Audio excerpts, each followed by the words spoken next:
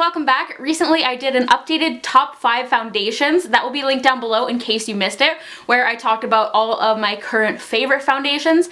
And then I was thinking I should do a video on foundations I don't like. So this is going to be my bottom 5. A few of these you guys have seen me talk about before in first impressions and whatnot, but then I also wanted to include some ones I haven't talked about on camera or maybe haven't talked about in a while, because I figured this would be just as helpful. And I think all of these foundations I did use when my skin was still very oily. All but one of them actually, I just realized, but if you have oily and acne prone skin, then this might be very helpful for what foundations you should avoid. So let's get started. Foundation number 1 is the Revlon Colorstay.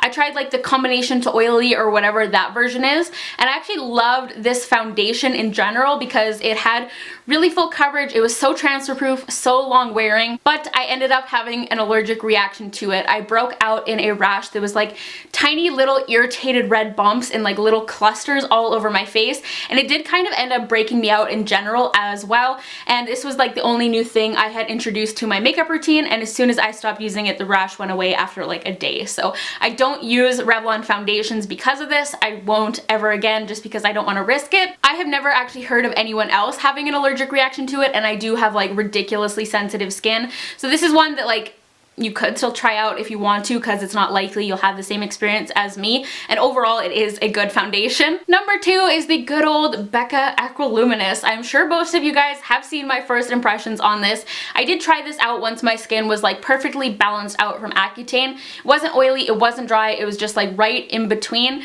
and this was just such a disaster on me, you guys. Even not being oily, this was so greasy and just like wet looking. It applied streaky, it looked like thick and cakey and gross on my skin. It accentuated every little bit of texture, every little bump, every little line, every pore, and on top of all of that, it made me like full on Oompa Loompa orange, like the worst oxidation I have ever seen in my life. It was awful. People commented on that video getting mad at me for not setting it with powder, and the only reason I didn't was because I knew it was like coming off immediately. But the thing is, when you have a foundation that's that like shiny and like gross already, if you're going to put powder on top of it, first of all, I would have had to put on so much powder to actually mattify it.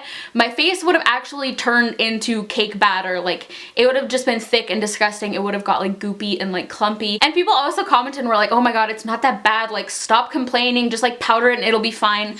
But if I hadn't had all of those other issues with it, the oxidation alone still makes it completely unwearable. So this is definitely the worst foundation I have ever tried. I know some people absolutely love it, so no offense to any of you guys. If you do, it just was not for me. I had too many issues with it. Number 3 is the Bare Minerals Bare Skin Foundation. I got this in gratis at Sephora because it launched when I was working there, and this is mostly just a foundation that isn't for me. It's definitely meant for more flawless skin that wants light coverage and has less imperfections than I do, but at the same time, we got so many returns at Sephora on this foundation. It was really hyped up too when it came out. Like, Bare Minerals did a bunch of commercials for it, and it's really just a foundation that's only going to work for a small group of people, so I think that was kind of a mistake on their part, honestly. It's just very like thin and runny and sheer. Because it's so thin, if you have like pores or anything like that, it really will sink into them and accentuate them, and it just looks kind of like greasy at the same time and kind of like smears around. Like, it really didn't offer any kind of coverage for me personally,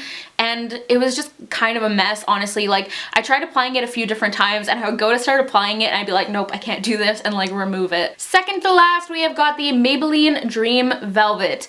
I was really disappointed in this one because it gave such amazing coverage at first, but this has such a high silicone content that as soon as you go to apply anything over top of it, it just immediately starts like slipping off and sliding around, and it disappears, which is the last thing you want when you have like acne or scarring or anything like that, because it just completely undoes all of the work you did covering up any imperfections. If you're going to try this foundation, forget wearing bronzer, blush, contour, even brow products, because nothing applies over top of this nicely, and that's having already set it with a powder all over. Whether you use like a mattifying translucent powder, a powder foundation, it just made me look like a blotchy, melting mess. And the funny thing is, I know some people didn't watch that entire review because at first I really liked it, but then like 2 seconds later, once I started applying my face products, I hated it, and I said that in the video. And so people commented and were like, oh my gosh, this looks great, I'm totally going to go buy it, thanks for the review. And I was like, you clearly did not watch the entire video. And finally, we have got the Makeup Forever Matte Velvet Plus Foundation. This is probably going to be pretty shocking to some of you guys because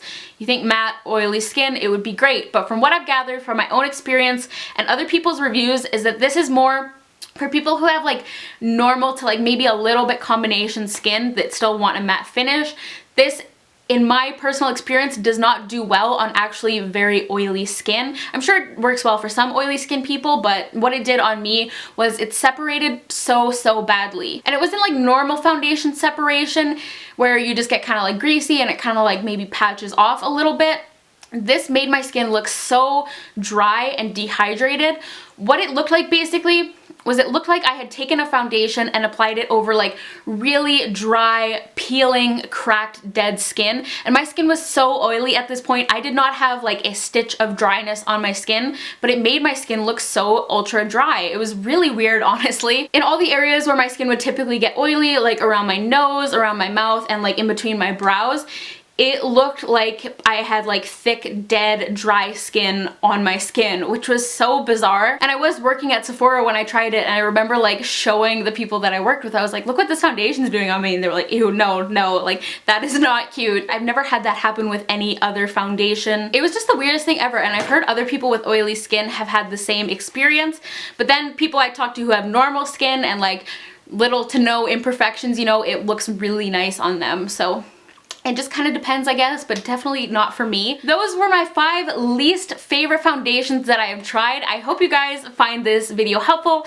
and found it interesting. I talk a lot about the foundations I do like, so I thought talking about the ones I don't would be kind of interesting and a little bit fun. If there are any foundations that you have tried that didn't work for you, feel free to share them in the comments down below. But give this video a thumbs up if you did find it helpful. Go follow me on Twitter, Instagram, and Snapchat. I am at SARI Rihanna on all 3. And hit that subscribe button down below if you like this video and want to stick around for more. But I will talk to you guys in the next one. Bye guys!